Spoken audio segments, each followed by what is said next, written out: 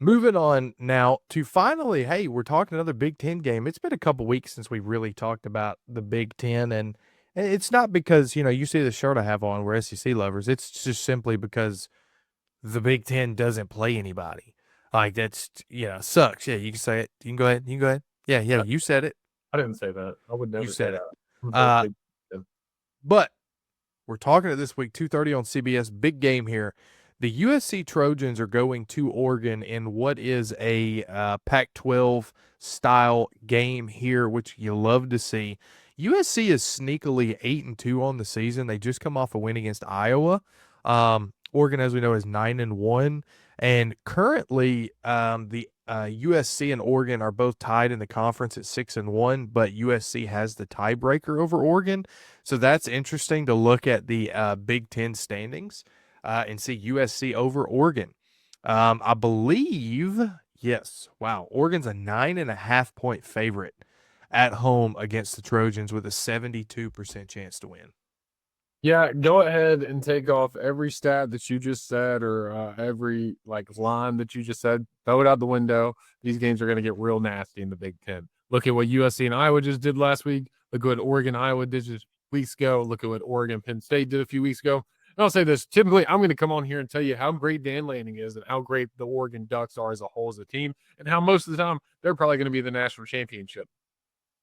But this season's been a little different, and only because this season is a hindsight is 2020 kind of vision. Because early in the season, I'm like, man, them Ducks, man, they're quacking. I tell you what, they're absolutely, they beat Penn State, the whiteout game, whatever. They absolutely just, oh my gosh, Penn State sucks. Typically, I'm going to say that, but hey, Penn State has not been good this season. They fire their head coach, and then also Oregon, you lose at what is now looks like the only respectable team that you played this season. Um, and that's in Indiana 30-20 at home. That's another thing because I'm pretty big about me and Quinn. Sorry, me and Quinn. Quinn's usually really big about Autzen Stadium and how well they perform in Autzen Stadium and how hard it is to play. And I'd be the same way, but Indiana kind of came in and what looked like the score doesn't reflect it, but handled I was Oregon. going to say they beat them much worse than what that final was. Exactly. Only a 10-point win for the Hoosiers, but it was like, oh man, Oregon, you're kind of held it like Alicia's end right now. So I think that's been a struggle. And then USC on the other end is said it to Freddie before. I hate to say it, but they're balling a little bit this year. Kind of makes me mad to say. Lincoln Riley is I was kind of thinking hey, maybe get rid of Lincoln Riley. He's not the truth. And you're kind of finding it right now. My Bai is doing a really good job. I think he's been super successful this season. And then you also got Lemon, whatever you want to call him. I don't know. Life gives you lemons. Throw it to him. I don't know.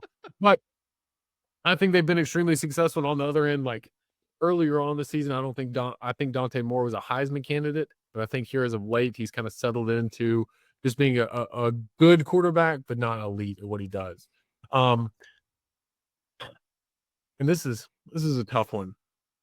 I don't know.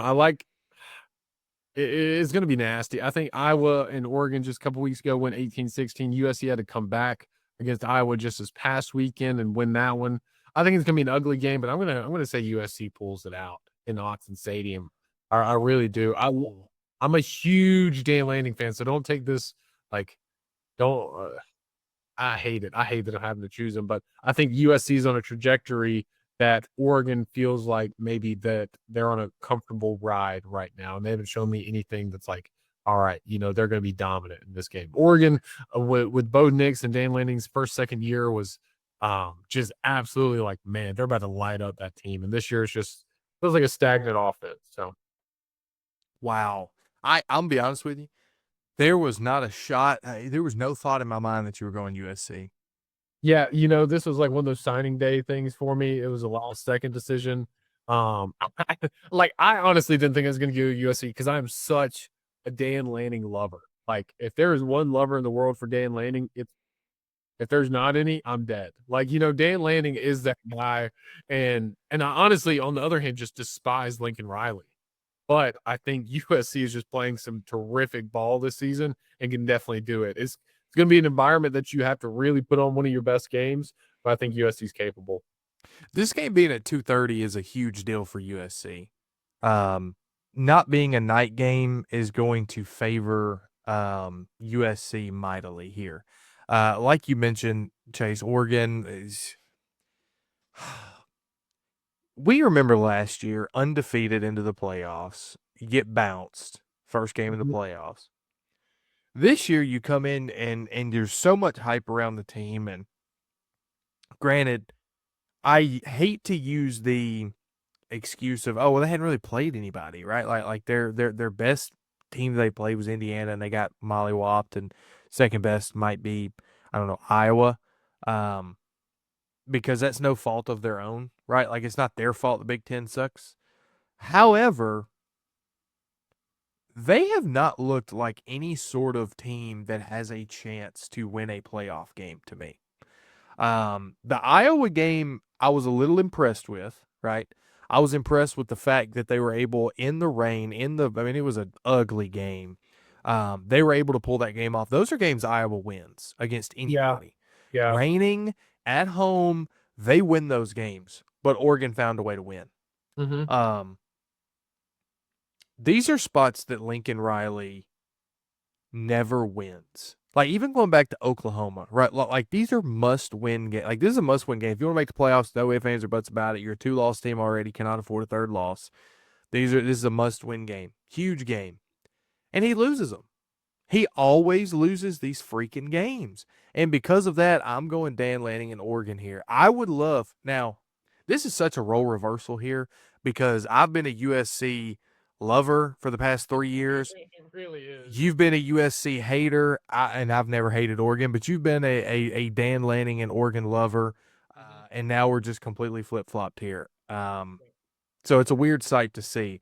But I think Dan Lanning wins these type of games. He's a little bit more experienced when it comes to coaching in these type of games. And that's not to say that Lincoln Riley hasn't. He has. He just can't ever get it done. And so that's a sad sight to see if you're a USC fan where, you're 10 games into the season and you're still alive when typically, you're 6 games into the season and all hope is lost at that point. But yeah, give me Oregon and Dan Lanning to get this done. And I think that secures them a spot in the playoffs. And they get the luxury of not playing in a conference championship game. And I'm sure we'll make a video on that probably when the conference championship games are announced and who's playing in them. They get the luxury of not being able to play in one. So, yeah, that should be interesting there.